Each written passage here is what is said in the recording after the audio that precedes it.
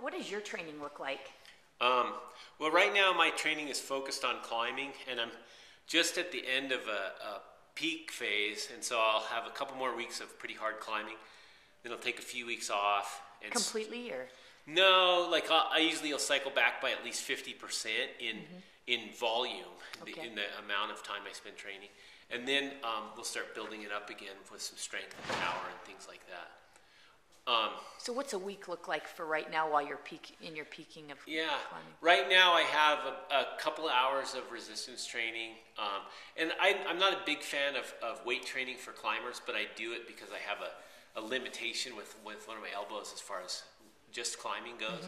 I try to do some mobility stuff. I do a little bit of cardiovascular stuff, but I wouldn't even say it counts. Like I'll run maybe a total of an hour a week or something. Okay. And then I have two or three major climbing workouts. Wednesday I'll spend about 4 hours climbing. The weekend day on Saturday I'll spend trying to do hard routes. And then Monday is a strength day in the climbing gym. Steve, can you tell me what are your athletic goals right now? I assume you have some climbing goals right now? Yeah, my primary athletic goal is always to extend my life, which is How old are you? I'm 40. Okay. But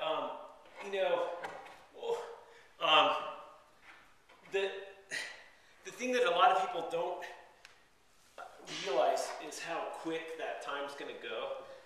And I've had the opportunity in my life to understand how short life can be. And for me, making the most out of it and enjoying it is really critical. So that's why I want to stay fit. Because the more time I get to spend with Sam, the better. So tell me, who's Ellen and who's Sam? Yeah, that's true. Who are these people? Yeah, well, they're your people. I know that. Yeah. So my wife Ellen and I've been together for 6.5 years, and she and I co-own and work at the gym, and we climb together all the time, do races and things like that.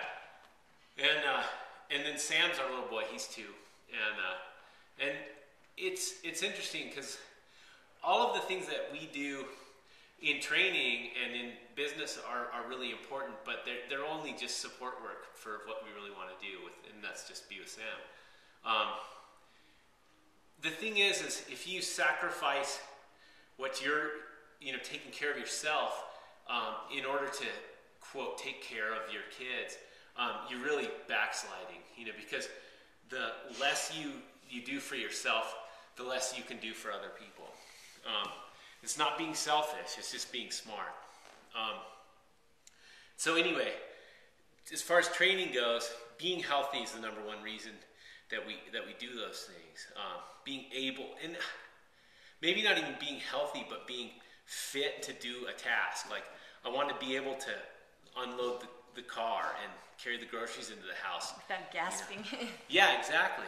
And I don't want to be a burden on people when I'm 50, 60 years old. And I got people that are my age that are elderly, and it's really scary because, if you don't take care of it now, it just gets harder and harder every year. And so that's the primary thing. Okay, within that, climbing, there's always something else out there that that you can go for, and that's a cool thing about climbing.